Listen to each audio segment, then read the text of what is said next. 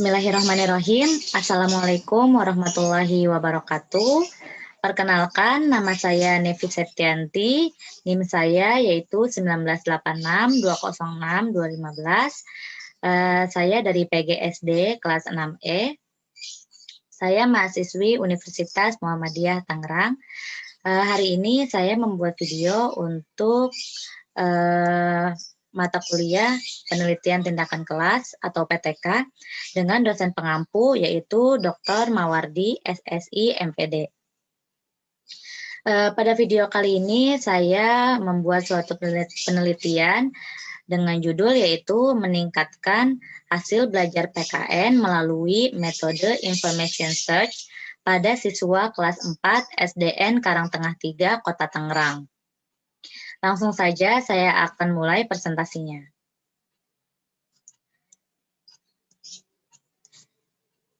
Yang pertama yaitu ada latar belakang.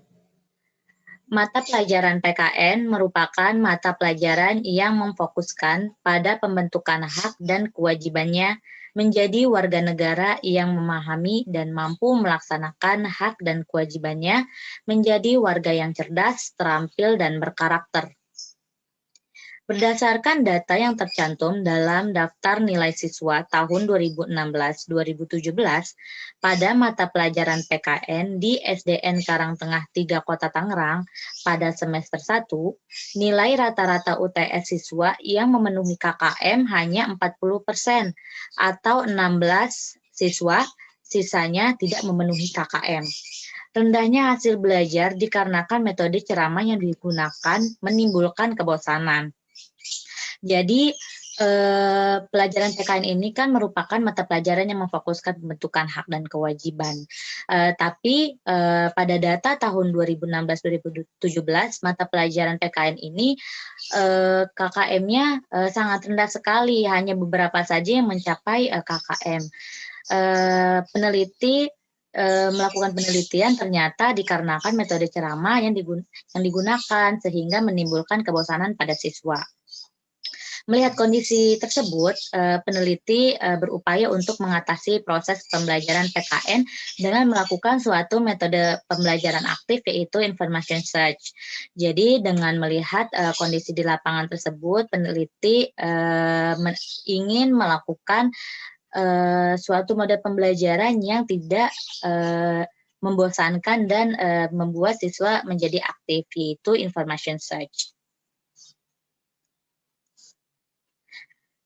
Yang selanjutnya yaitu rumusan masalah. Yang pertama, sebagai rumusan masalah itu bagaimana efektivitas penerapan metode Information Search pada mata pelajaran PKN di kelas 4 SDN Karangtengah 3 Kota Tangerang. Jadi bagaimana sih efektivitasnya? Apakah efektif dengan metode Information Search ini pada pelajaran PKN? Itu adalah sebagai rumusan masalah yang pertama. Dan yang kedua, bagaimana upaya meningkatkan hasil belajar PKN di kelas 4 SDN Karangtengah 3 Kota Tangerang melalui metode Information Search. Rumusan masalah yang kedua ini bagaimana upaya peneliti untuk meningkatkan hasil belajar PKN dengan menggunakan metode Information Search tersebut. Jadi kedua rumusan masalah ini yaitu apakah efektif diterapkan dengan model Information Search dan juga apakah metode Information Search ini dapat meningkatkan hasil belajar PKN. Dan yang selanjutnya ada tujuan penelitian. Tujuan penelitian yang pertama yaitu menerapkan metode Information Search pada mata pelajaran PKN di kelas 4 SDN Karangtengah 3 Kota Tangerang. Yang sudah jelas, tujuan penelitian ini yaitu pertama menerapkan metode Information Search tersebut pada siswa kelas 4. Pada siswi SDN Karangtengah 3 khususnya kelas 4. Dan tujuan yang kedua yaitu meningkatkan hasil belajar PKN di kelas 4 Karangtengah 3 Kota Tangerang melalui metode Information Search.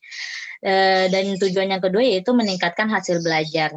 Jadi setelah menerapkan metode Information Search tersebut, tujuan peneliti juga untuk meningkatkan hasil belajarnya ini agar semua siswa mencapai nilai KKM.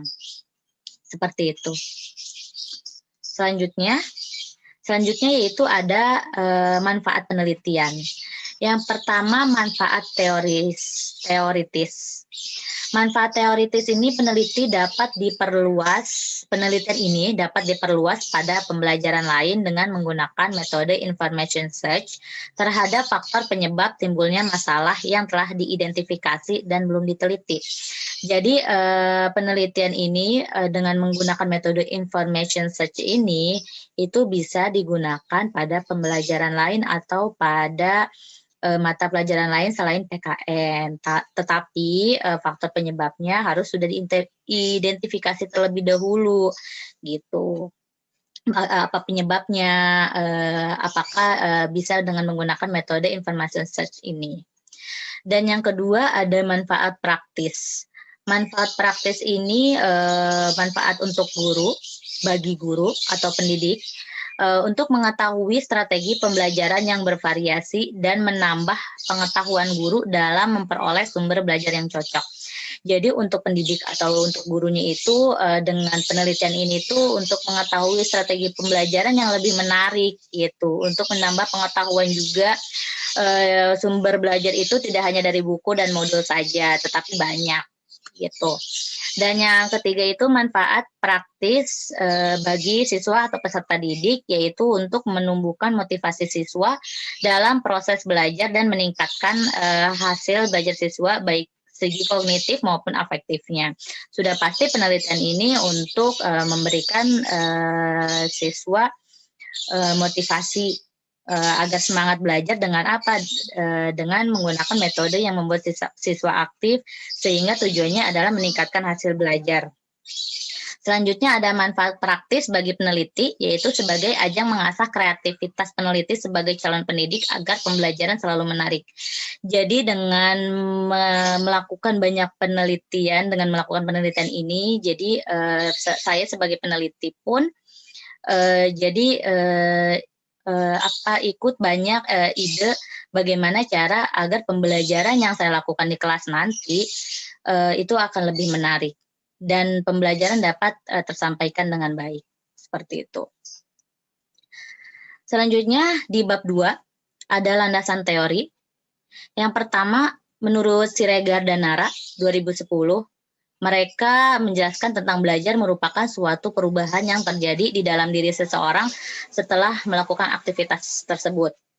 Dan ada juga menurut Slameto 2015, hasil belajar yaitu kemampuan yang dimiliki siswa setelah melakukan kegiatan pembelajaran meliputi ranah kognitif, afektif, dan psikomotorik yang dipengaruhi baik dari faktor internal maupun eksternal.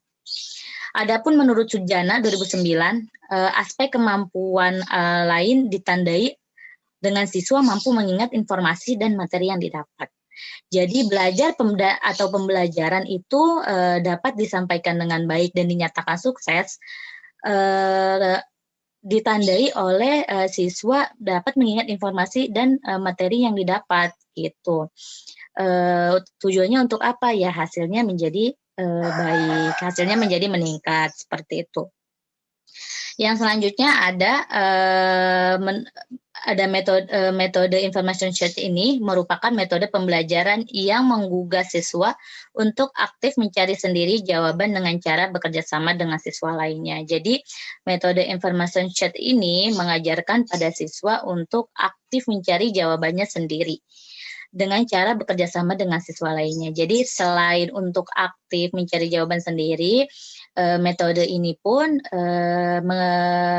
mengembangkan siswa agar bekerja sama dengan teman sebangkunya atau teman sebelahnya, seperti itu, agar tidak pasif. Masih di bab 2, yaitu selanjutnya penelitian yang relevan. Ada 2 penelitian yang relevan. Yang pertama penelitian Ipung Purnamasari dari UIN Sunan Kalijaga yang telah melakukan penelitian dengan judul penerapan strategi information search sebagai upaya meningkatkan prestasi belajar siswa kelas 5 pada mata pelajaran IPS di MIN Yogyakarta 2. Dan yang ketiga ada penelitian penelitian Munasikah dari IAIN Wali Songo. Beliau melakukan penelitian dengan judul Upaya Meningkatkan Pemahaman Mata Pelajaran Al-Quran Hadis pada materi pokok kandungan surat An-Nasr melalui strategi Information Search pada siswa kelas 4 MI Sidoarjo, Tegarjo, Magelang. Yang selanjutnya ada di sini masih bab 2, ada kerangka berpikir. Nah, kerangka berpikir ini yang pertama itu dari judul penelitiannya.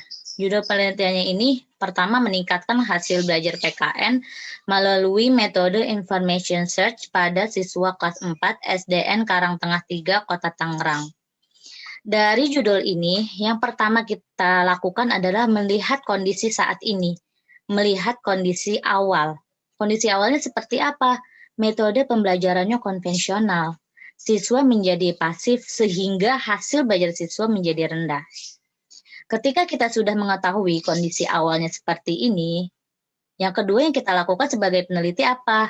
Yaitu melakukan tindakan. Apa yang akan kita tindak? Yaitu dengan menerapkan metode pembelajaran information search. Gunanya untuk apa? Untuk meningkatkan keaktifan siswa. Karena tadi kondisi yang pertama siswa menjadi pasif, tidak aktif. Dengan tindakan metode information search ini, kita menginginkan siswa menjadi aktif. Dan setelah kita melakukan tindakannya, selanjutnya pasti kita menginginkan hasil dan tujuannya. Tujuannya untuk apa? Selain tadi meningkatkan keaktifan, juga hasil belajar siswa yang meningkat hingga mencapai KKM. Seperti yang tadi dibilang di latar belakang, bahwa KKM-nya banyak yang rendah, dan dengan melakukan metode ini kita menginginkan hasil belajar siswanya meningkat hingga mencapai KKM. Seperti itu. Yang selanjutnya di bab 3, kita sudah selesai dengan bab 2, ini bab 3, ada metode penelitian. Yang pertama adalah jenis. Jenis metode penelitian ini yaitu analisis, observasi, dan juga tindakan. Pertama kita menganalisis. Apakah benar di sekolah tersebut, di kelas tersebut, siswanya menjadi pasif karena metode ceramah, kita melakukan analisis gitu, dengan wawancara juga, dengan bertanya juga gitu, dan juga observasi. Bagaimana kita tahu selain wawancara, apakah ada bukti absahnya atau bukti nyatanya? Kita mengobservasi, mungkin dari hasil belajarnya kita lihat apakah memang betul hasil belajar siswa kelas 4 Karangtengah 3 tersebut tidak sesuai dengan KKM. Kita mengobservasi dengan dokumentasi juga gitu, dan kita juga melakukan tindakan, menerapkan metode agar pelajaran PKN tersebut tidak lagi membosankan. Pendekatannya, saya melakukan pendekatan dengan metode PTK, yaitu penelitian tindakan kelas. Sumber data primernya sudah pasti siswa kelas 4 seluruhnya.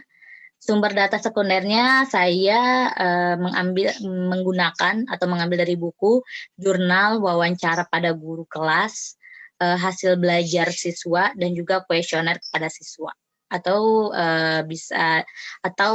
kuesioner pada gurunya. Pengumpulan datanya dengan menggunakan tes, observasi, dokumentasi, dan juga catatan lapangan. Keabsahan datanya saya menggunakan triangulasi. Dan tempat waktu penelitiannya saya bertepat di SDN Karangtengah 3 Kota Tangerang pada bulan September 2015 sampai Juni 2016. Sekian presentasi dari saya. Terima kasih. Bila ada kekurangan kata, kesalahan kata dan kalimat dari saya, mohon dimaafkan. Wabillahi taufiq wal hidayah. Wassalamualaikum warahmatullahi wabarakatuh.